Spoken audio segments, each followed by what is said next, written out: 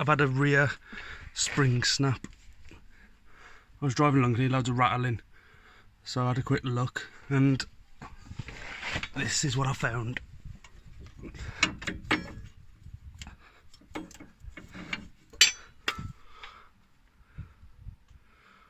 So that needs to be replaced.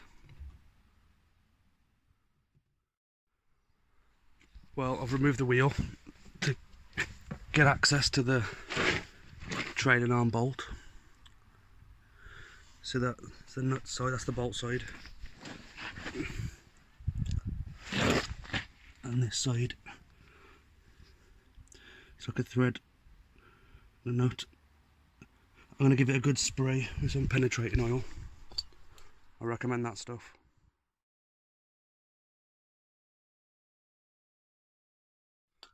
Right, I let that soak for a bit.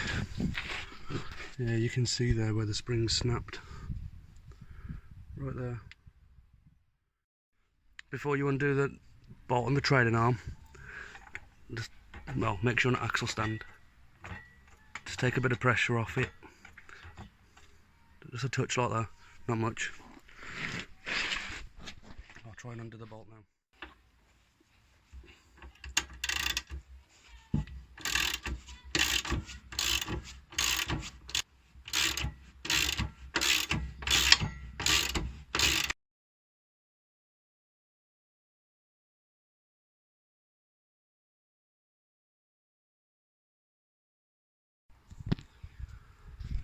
I've taken the bolt out now.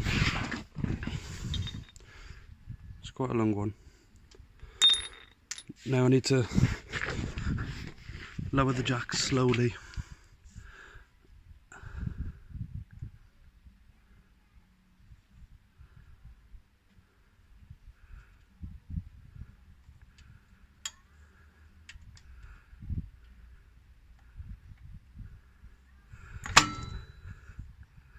And be careful, there's a lot of pressure on it there.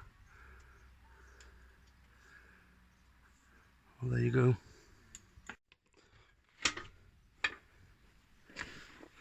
It should just pop out. Like that. You need to reuse that on the other one. It's only a little rubber mount.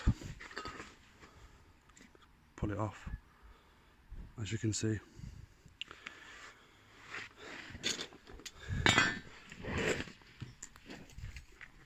And there is where it had snapped off from. There. And it's not even really corroded. It's metal still clean on here, but it happens. Right, get this one back in.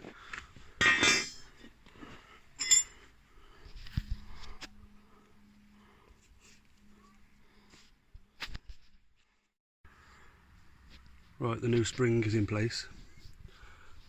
As you can see, the writing's facing up and facing out, so you can see it's upright. I need to jack it back up now to get it back in place. But first I will, something I always do with parts like this, a bit of copper grease on the shaft of the bolt, just in case I have to take it out again. It's not going to end up getting stuck in there.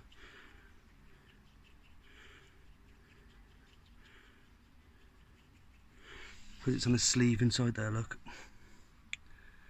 And it could rust in, which you don't want. So this will prevent that. Just spread a bit of grease in there.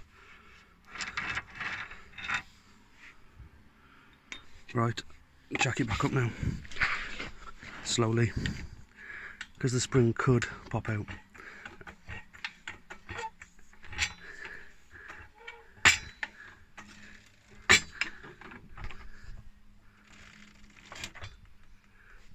Take your time and just make sure the spring is sitting properly.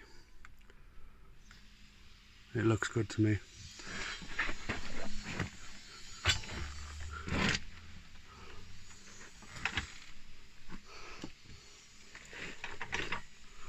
You gotta make sure that's lined up as well.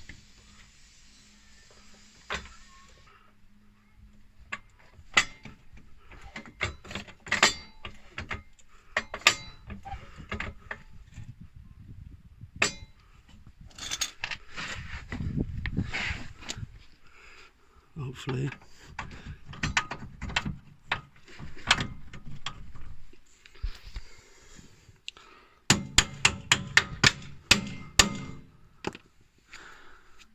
That's that back on.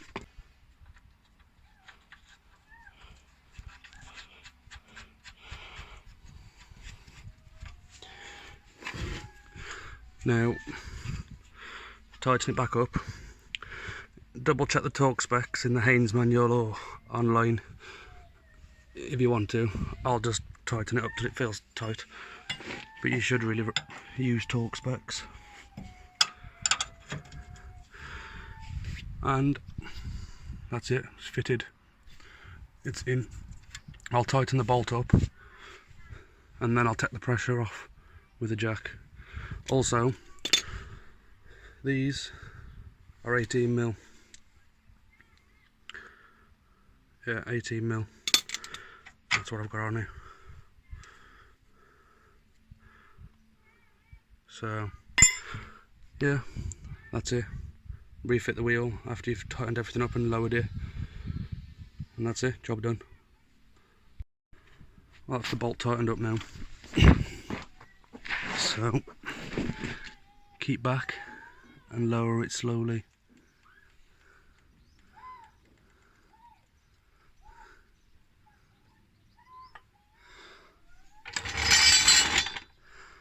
And that's it.